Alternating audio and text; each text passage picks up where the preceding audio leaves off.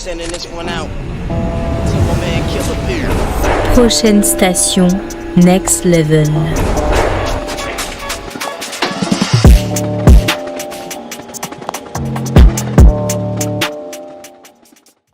La team, j'espère que vous allez bien. Aujourd'hui, on se retrouve pour parler Muay Thai avec Souheil Sadan, combattant professionnel de Muay Thai et l'élève de la légende Jean-Charles Skarbowski. Il est venu pour nous raconter son parcours, ses objectifs et toute sa carrière.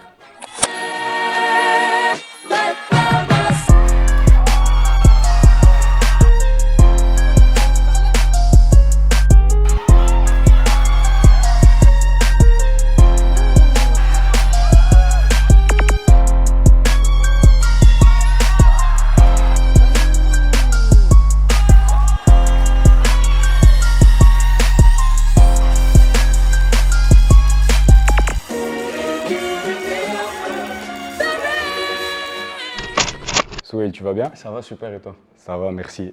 Déjà, dans un premier temps, je voulais te remercier d'avoir accepté l'interview.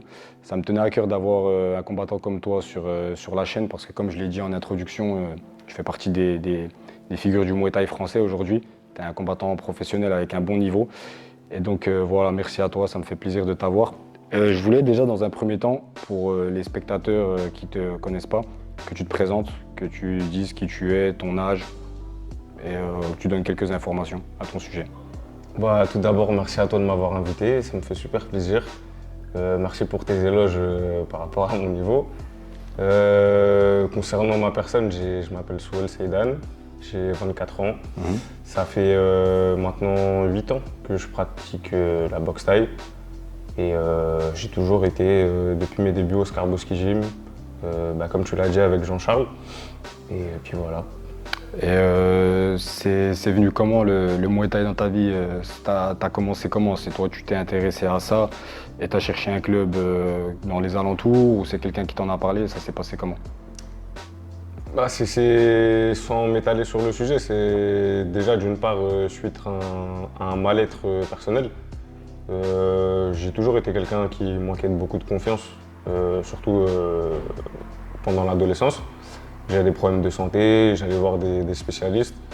Et quand je passais dans la rue, j'entendais souvent des bruits, je voyais des sacs et tout. Et y a un spécialiste à qui j'ai demandé, qui m'a conseillé plutôt de faire du sport. Moi, aller à la salle de musculation, c'est pas mon délire. Je voulais une activité physique où je me dépensais vraiment. Et il m'a conseillé de faire un sport. Du coup, je lui ai demandé est-ce que je pouvais pratiquer la boxe thaï et c'est comme ça que j'ai commencé. Ok. Et ça s'est passé comment tes débuts là-dedans? T'es venu, t'as fait tes premières séances, t'as kiffé direct ou vite fait? C'est plus après avec le temps que tu t'y es pris? Comment t'as accueilli dans la salle? Comme dans tous les clubs de boxe de manière générale, souvent les plus anciens ils sont bienveillants, donc ça c'est une des choses qui m'a marqué. Dès mon premier cours, tous les anciens ils ont toujours été bienveillants avec moi. Après par la suite, je voulais arrêter directement. À partir de mon premier cours, je voulais vraiment stopper, c'était trop dur. C'était trop dur, J'aurais pas pensé. J'avais 16 ans et demi à peu près, on me demande de faire 100 petites pompes alors que j'en ai jamais fait une, tu vois, Dans le Skarbowski Gym ou dans le Skarbowski Gym, Ok, ouais. parce qu'il y a plusieurs profs. Et je voulais vraiment arrêter. Après ça, sur mon deuxième cours, je suis passé avec Jean-Charles. Ok. Et après, depuis, j'ai jamais quitté les cours de Jean-Charles. Ouais, c'est le fait de refaire un cours avec lui, ça t'a redonné un peu de... Ouais, franchement, ouais. Ok. Et ça s'est passé comment au niveau compétition? T'as dû faire combien de mois ou d'années d'entraînement avant de toi demander, ou peut-être c'est tes coachs qui t'ont sollicité pour te dire que t'avais le niveau? Ça s'est passé comment? Moi, j'avais pas la prétention d'aller voir les coachs, encore moins Jean-Charles, pour boxer, pour lui demander de me faire boxer. Après, j'avais vraiment l'envie de faire un combat et de m'arrêter là, juste pour tester, quoi. Pour l'expérience, pour jauger un peu mon niveau. J'ai toujours été quelqu'un de très compétiteur, j'ai jamais aimé la défaite, même sur les jeux de cartes. Ok. J'ai jamais supporté le fait de perdre. Ouais. Et au bout de 6 mois, il y a Aurélien Duhart Ok. qui est passé à la salle Mhm. pour demander à Jean s'il avait des boxeurs, etc. Il m'a proposé, mais le problème c'est que j'étais pas majeur, donc j'ai pas pu le faire. Ok. Mais déjà au bout de 6 mois, je commençais un peu à avoir l'intention de, peut-être même un petit peu avant, d'avoir l'attention de Jean par rapport au combat. Ok. Et par la suite, 6 mois après, donc en tout j'ai dû faire peut-être 1 an d'entraînement. Mhm. Après c'est une vraie année d'entraînement, Mhm. dans le sens où, pour la petite anecdote, quand je voulais arrêter après mon premier ou deuxième cours, je sais plus, ma mère elle avait déjà payé la licence. Ok. Donc elle m'a dit tu finis ton année Tu vois, ouais. et après Forcé. si tu veux t'arrêtes. Tu vois. Ah ouais. Et c'est comme ça après que j'ai commencé à aimer, à force d'avoir une routine d'entraînement, etc. Mhm. Mais au début, j'étais pas prédestiné à faire entre guillemets carrière dans ce sport-là, tu vois. Ok. Quand j'ai vraiment commencé à kiffer la boxe et que j'ai eu l'attention de Jean, Mhm. on parle quand même d'une légende de la boxe thaï, tu vois. Ça m'a fait plaisir. En fait, j'ai pas supporté le premier sparring, le premier Leng Chuan qu'on a fait ensemble. Tu sais, Jean, généralement, quand tu viens à ses cours, il aime bien tourner avec les élèves. débutants, surtout les débutants, tu vois. Tu sais, enfin, entre guillemets, c'est une manière d'accueillir, Ok, ouais. tu vois, de mélanger un peu tout le Mhm. monde, tu vois. C'est pas parce que c'est la légende, c'est le patron ou quoi Ouais, que il veut mettre- forcément il se met à l'écart, tu Ouais, vois. il veut mettre tout le monde à l'aise. Ouais, il veut mettre tout le monde à l'aise, tout le monde tourne avec tout le monde. Et un jour, il m'a proposé de tourner avec lui. Et je me rappelle, à l'époque, moi, j'avais aucune règle par rapport à la Thaïlande, la boxe thaï, Ok. etc. Donc, j'ai fait ce que je pouvais. Et parmi les choses qu'on m'avait appris, c'était le type, le Ouais. front kick au visage, tu vois. Ouais. Sauf que en boxe thaï, c'est quelque chose qui est super irrespectueux, Irrespectueux, ouais. encore plus à l'entraînement, Mhm. tu vois. Et ça, je m'en rappellerai toujours, tu vois. Je lui mets un type dans le visage. À Jean-Charles. Ouais, dans les 10 premières Ouais. secondes, tu vois. T'as commencé fort. J'étais un peu jeune et. Insoucieux. Ouais, tu vois, moi je l'aimais bien, je l'aimais Mhm. déjà bien. Pour moi, c'était mon entraîneur, mais il n'y avait pas de. Tiens, en sparring, un homme, tu vois. Ouais, J'ai ouais. pas de. Ouais. J'avais pas encore ce respect-là Mhm. pas pour Jean spécialement, tu vois, mais pour les légendes. Tu vois, c'est Mhm. un truc que j'ai développé après. Ok. Et par la suite, je l'ai vu, il rigolait, tu vois. Et à un moment donné, je lui envoie un telamtoa, enfin un middle. Il m'attrape, il me saccage la jambe, tu vois. Et ça, pareil, par rapport à mon caractère, j'ai pas supporté. Gros. Ouais. Tu sais, ça m'a foutu la rage. Mhm. Sur le moment, je l'ai pas montré. Mais je pense que c'est surtout ça, le déclic qui m'a fait me dire c'est pas possible entre guillemets, qu'un mec comme ça, tu vois, il arrive Mhm. à me faire ça Ouais, ouais. avec autant d'aisance. Ouais. Tu vois. Et bon, après, par la suite, quand tu es dans le milieu, tu sais que le gabarit, ça veut rien dire. L'âge, Mhm. ça veut rien dire aussi, Ouais, tu ouais. vois. Mais quand tu es jeune, tu arrives et que tu te prends entre guillemets, une branlée par un ancien, Ouais. Ouais, ça met- pique met un l'ego, coup à tu l'ego, vois. ouais. Mais je l'ai mal pris dans le bon sens, tu vois. C'est un truc qui m'a T'as boosté. qui m'a boosté vraiment Ok. dans la poursuite de la pratique, tu vois. Ok. Et du coup, aujourd'hui, est-ce que tu peux nous dire c'est quoi ton palmarès, ton nombre de combats, tes titres si t'en as, tes plus grosses victoires? Là, je suis à 22 combats, si je dis pas bêtises. 22 combats, j'ai 16 Pro victoires. ou De- semi-pro, tout combiné? Tout combiné. Après, il faut savoir que j'ai pas fait mes classes entre guillemets dans la norme comme Mhm. tout le monde. J'ai dû faire 2-3 amateurs. Enfin, j'ai fait un amateur avant le Covid. Après, il y a eu 2 ans de Covid. Et après 2 ans de Covid, j'ai fait amateur et semi-pro dans la même année. Ok. Donc dans la même année, j'ai dû faire 8 combats. Mhm. Et le reste, jusqu'à maintenant, c'est que du pro. Ok. Donc, je dois avoir plus de combats en pro qu'en amateur. Mais en tout, entre mon année de amateur semi-pro à pro, ça m'a pris peut-être 2 ans. Ok. Ouais, ça allait assez vite. Ouais, franchement, ça allait assez vite. Bon, après, c'est bien et c'est pas bien. Moi, je sais que c'est un truc qui m'a porté préjudice Mhm. sur l'expérience. Ouais. Parce que techniquement, je me suis jamais senti en dessous, Mhm. que ce soit ici enfin, par rapport aux adversaires que j'ai Ouais. déjà boxés. Mais il y a des trucs que tu n'apprends pas que tu apprends que sur le ring, tu vois. Ouais, ouais. Et des petits coups de vis et tout. comment gérer son combat, même si t'as pas fait de préparation intensive, tu peux très bien gagner ton combat en gérant les trucs, tu vois. Puis voilà, mais ouais, 22 combats, à peu près 16 victoires. Je crois que j'ai 4 ou 5 défaites. Ok. Et un match nul, une dizaine, 11.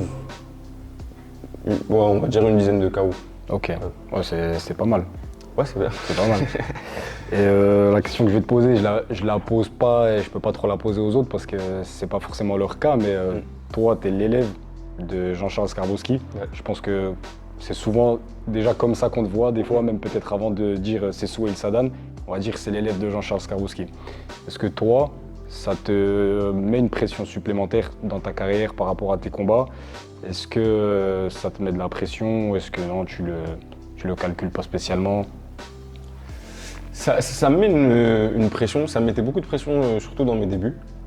Mais aujourd'hui un peu moins. Après, c'est vrai que ça met toujours une pression, mais c'est une bonne pression. Moi, c'est un truc qui m'a toujours tenu à cœur, c'est de boxer, mais pas de boxer uniquement pour moi.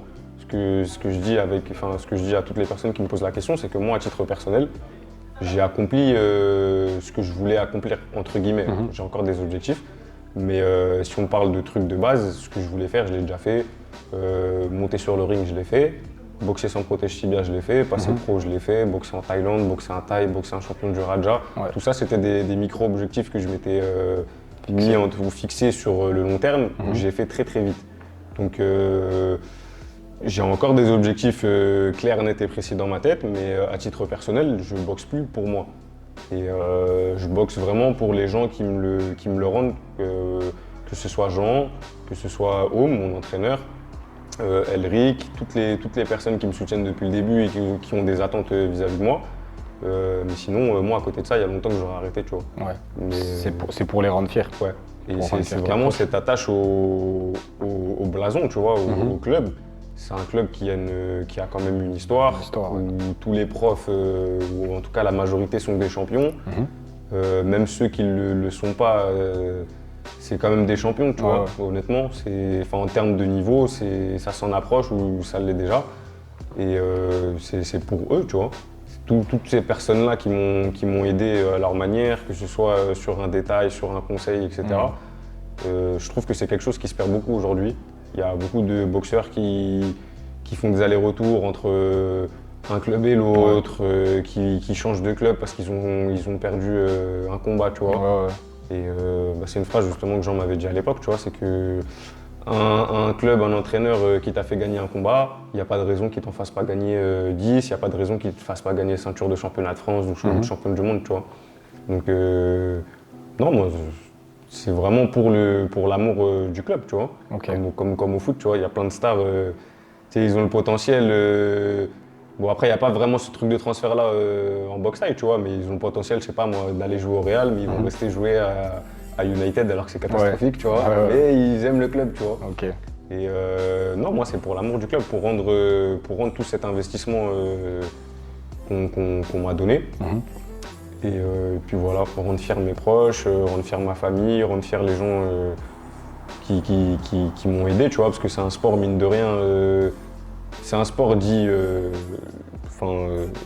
t'es seul quand tu boxes, mais tu fais une comparaison avec les sports collectifs, c'est que mon avis, hein, mais je pense qu'il n'y a pas plus collectif que les sports où tu es tout seul. Parce que tu sais, encore une fois, je vais prendre l'exemple du foot parce que ça parle à tout le monde, tu vois, mais un footeux, globalement, tu as un entraîneur, l'entraîneur il s'occupe de 11 personnes, tu vois. Là, tu as un athlète, tu as un préparateur physique, tu peux avoir 2-3 entraîneurs, tu as un head coach, des fois tu as un nutritionniste, tu as un kiné, tu as un machin. Et c'est beaucoup de personnes pour, justement pour une personne, tu vois.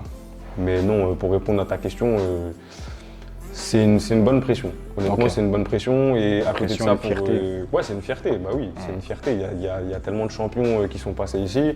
Moi, à majorité, j'ai été formé par Jean, surtout dans mes débuts. Et là, maintenant, quand il m'entraîne, entre guillemets, c'est surtout sur les détails, tu vois, le perfectionnement. Mais à majorité, c'est que des Thaïs qui sont venus de Thaïlande qui m'ont formé, tu vois. À l'époque, tu avais Robert Keno Racing. Il y a un moment, il y avait Silla Pataille. Après, j'en oublie parce que vas-y, les noms sont compliqués, Ouais, tu ouais. vois. Mais, et là, t'as Home, tu vois. Et non, franchement, tu peux que être fier de venir d'un club comme ça, tu vois.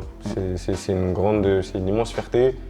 Et ce qui est bien aussi, c'est que, comme je te disais tout à l'heure, il y en a beaucoup qui vont à droite à gauche. Quand ils prennent 2-3 titres, ils se montent un peu la tête, tu vois. Après là, quand t'as Jean qui a dégommé je ne sais combien de champions du Raja, t'as Stéphane Nikema, pareil, tu vois, les combats qu'il a fait contre Krongsak. Il y avait Mohamed Jami, et j'en oublie, tu vois, là il y a Christian Garros. Ouais. C'est des mecs, enfin, pour le grand public, ça parle pas, tu vois. Ouais. Mais pour les gens qui connaissent Pour les vraiment la boxe puristes. thaï, les puristes, c'est des gros noms quand même qui ont représenté la France à haut niveau. Et demain, je peux pas me permettre de passer la porte de la salle et de gonfler, tu vois. Ah ouais, c'est pas possible. C'est clair. Je rentre dans la salle, pas ça. j'enlève ma casquette, j'enlève mes chaussures, sur Tu le salues. handicap, Ouais. tu vois. Et non, ça fait du bien. En tant que boxeur, ça fait du bien, tu vois, parce que souvent, quand tu commences à monter, il y a toujours des gens qui viennent te parler, entre guillemets, par intérêt. Après, quand je dis intérêt, c'est pas forcément financier, hein. Des fois, c'est juste pour être l'ami de lui, tu vois.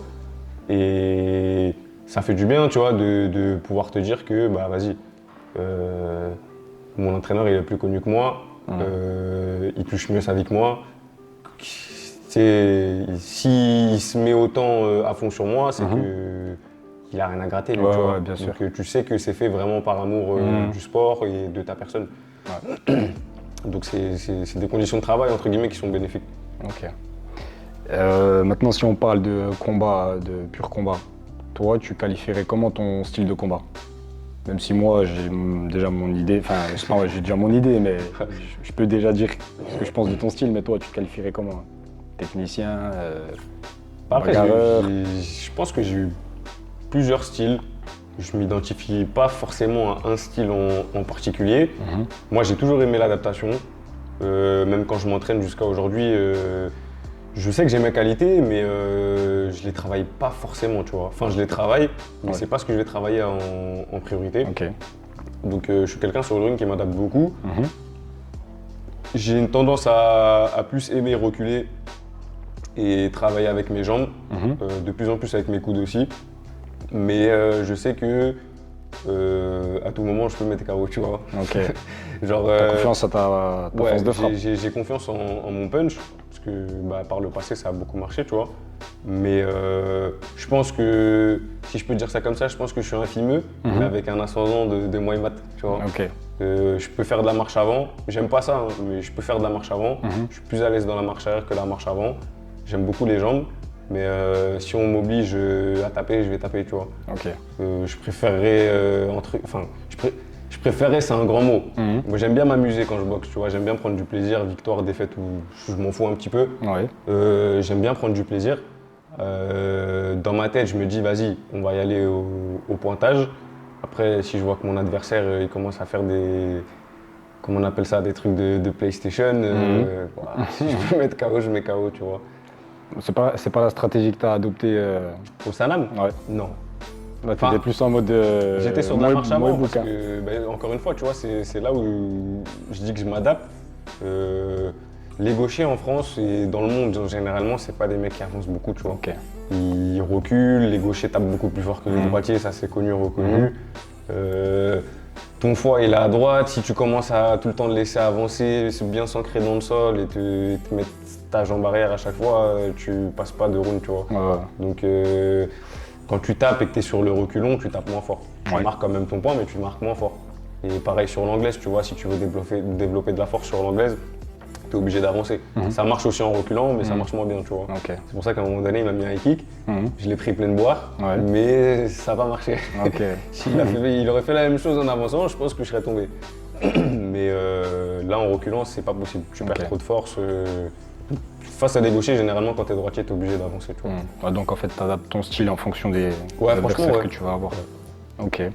Et au niveau de ta boxe, donc tu te qualifies comme ça. Et moi, je voulais te parler au niveau de la personnalité, de l'attitude, parce que bon, pour t'avoir vu boxer plusieurs fois, et même pour t'avoir vu dans des moments où tu boxais pas, tu as une attitude qui paraît froide.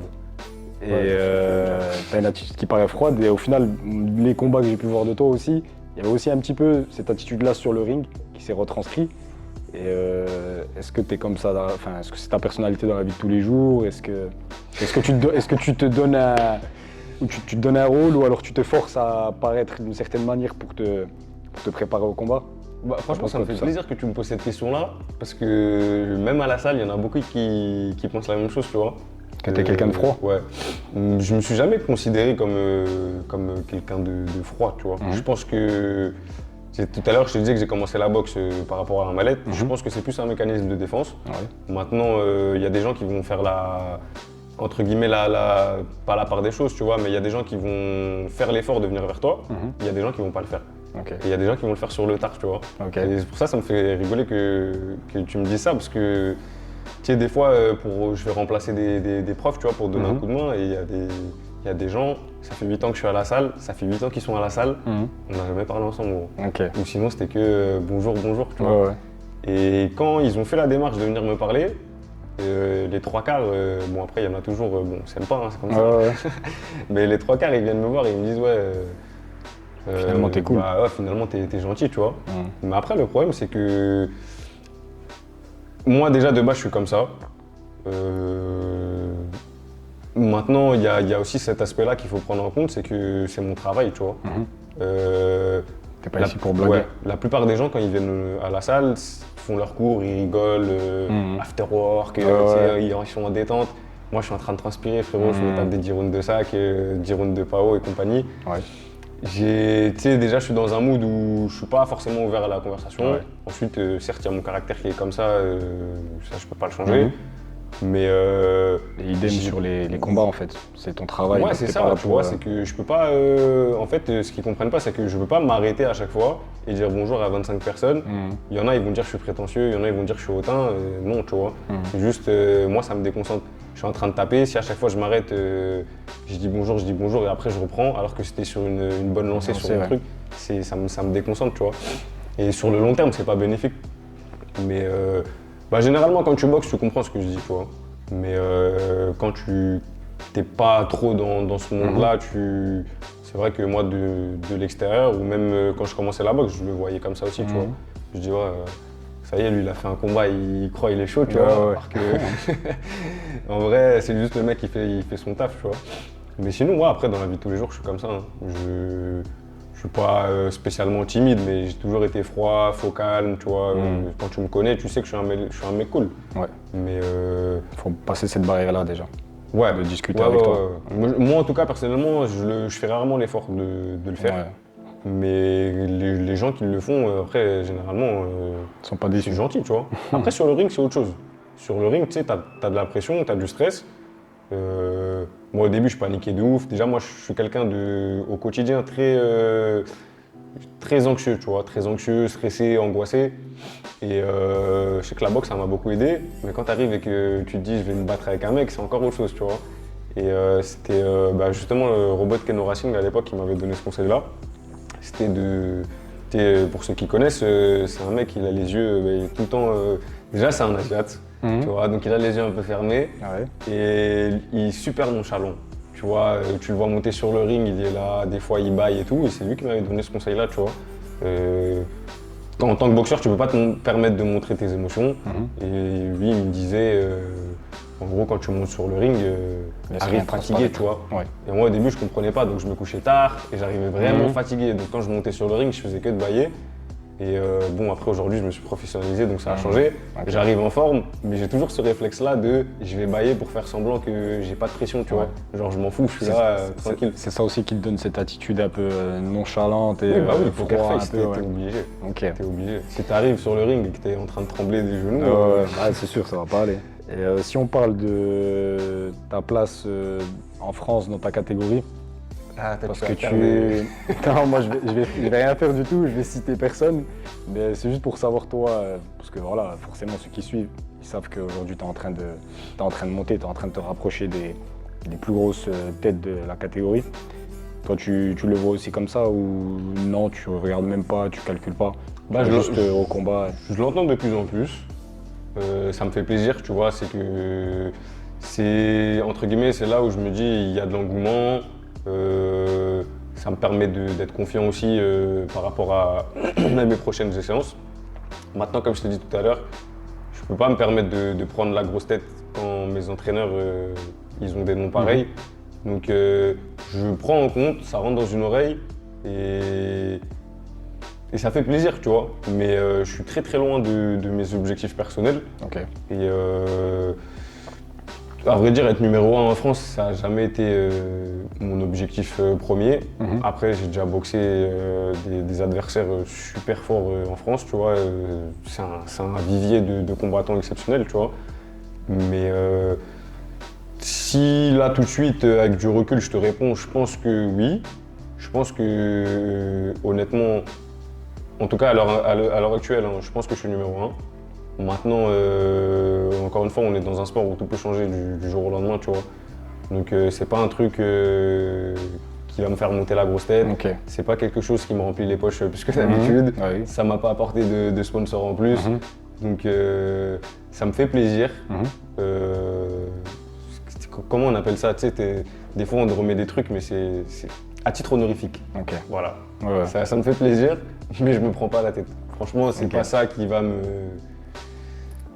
À la rigueur, je serais champion du Raja, oui, pourquoi pas, tu vois. Je serais même pas là. Ouais.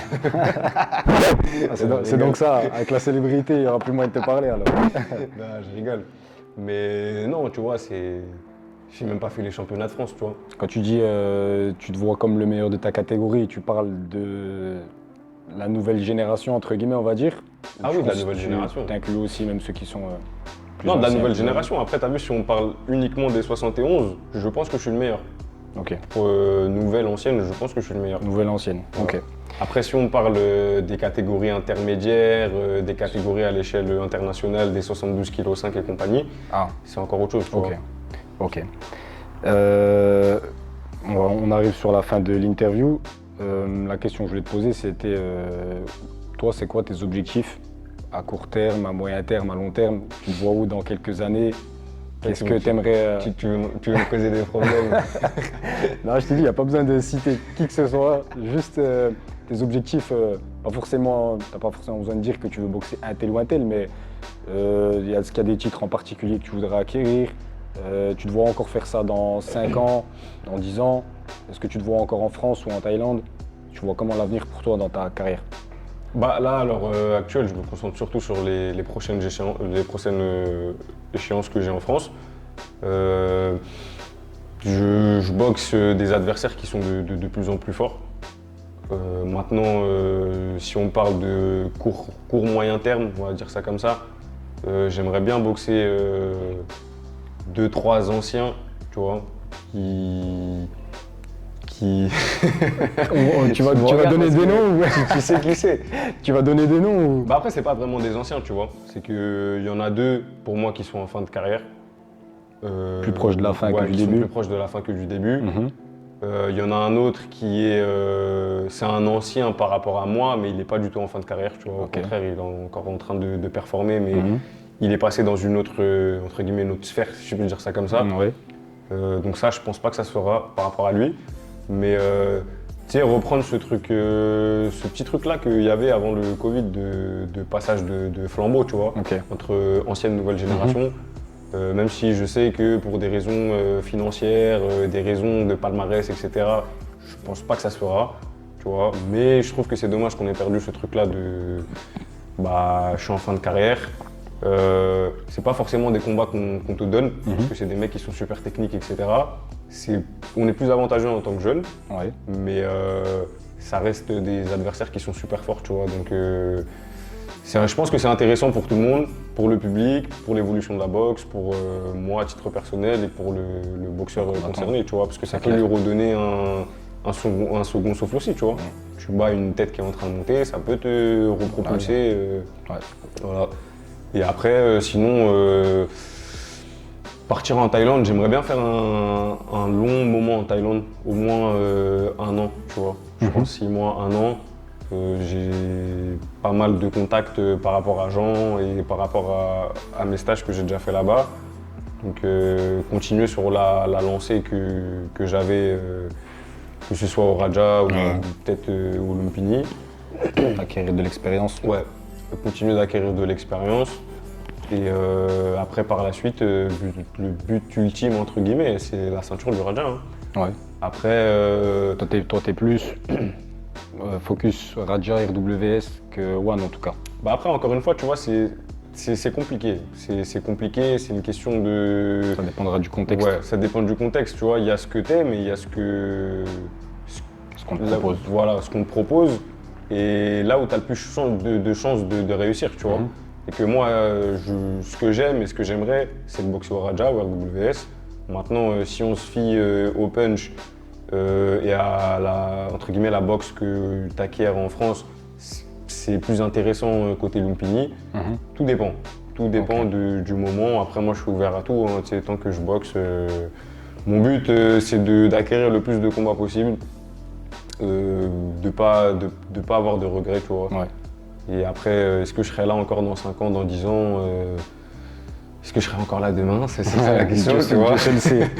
Ouais, Dieu seul sait, tu vois. Après, c'est pas un sport où il est bon forcément de s'éterniser. En tant qu'athlète, hein, je parle. Mhm. En tant que boxeur, c'est Ouais, pas ouais. un sport où déjà t'as pas une hyper longue longévité. Et il faut faire attention à soi. Après, c'est pas des trucs que quand tu es dedans, tu réfléchis forcément. Là, je te le dis parce que je réfléchis en même temps, tu vois, je prends du recul. En vrai, demain, tu me dis, ouais, tu fais 2 combats en, je sais pas, moi, en 2 semaines. Bah, vas-y, hein, c'est parti, hein, là, tu vois. Je vais pas me prendre la tête. Mais c'est vrai que, en vrai, si demain je peux allier l'utile et à l'agréable, tu vois, gagner un billet entre guillemets par rapport à la boxe, pas forcément la compétition, tu vois, entraîneur, Ouais. faire des coachings ou quoi, et à côté de ça avoir mon entreprise, parce que bon, c'est pas avec les rémunérations Des primes que tu nourris un foyer, tu vois. C'est donc, clair. Pas en France, ouais. c'est compliqué. Non, franchement, acquérir, kiffer, tu vois, prendre de l'expérience, c'est un sport magnifique. La transmission, j'aime ça de plus en plus, tu vois. Maintenant, après, là, je suis focalisé sur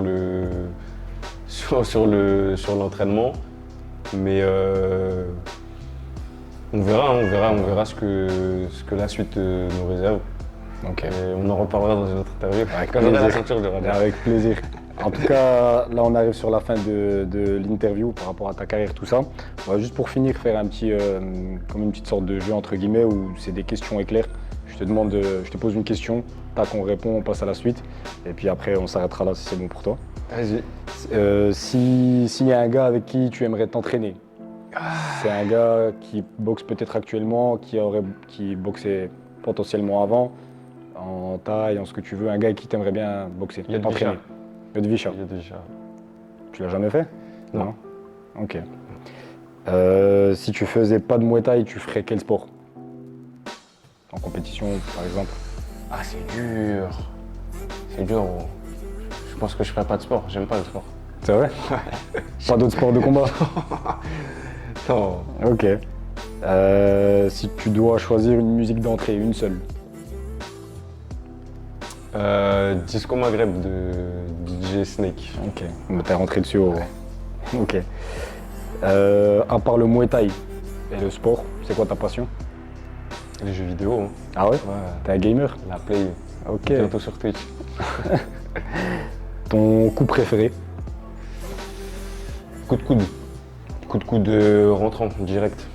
Ok. Bien destructeur. Ton métier de rêve? Celui que tu voulais faire peut-être quand t'étais petit ou ton métier de rêve? Ouais, mais après j'étais nul à l'école, donc c'est nul. Je voulais être pilote d'avion, mais je savais que j'allais jamais l'être. Mais c'était ton, enfin, Ouais, c'était c'était mon ton, c'était ton objectif rêve, premier, ton ouais. métier de rêve. Ton film préféré, si t'en as un?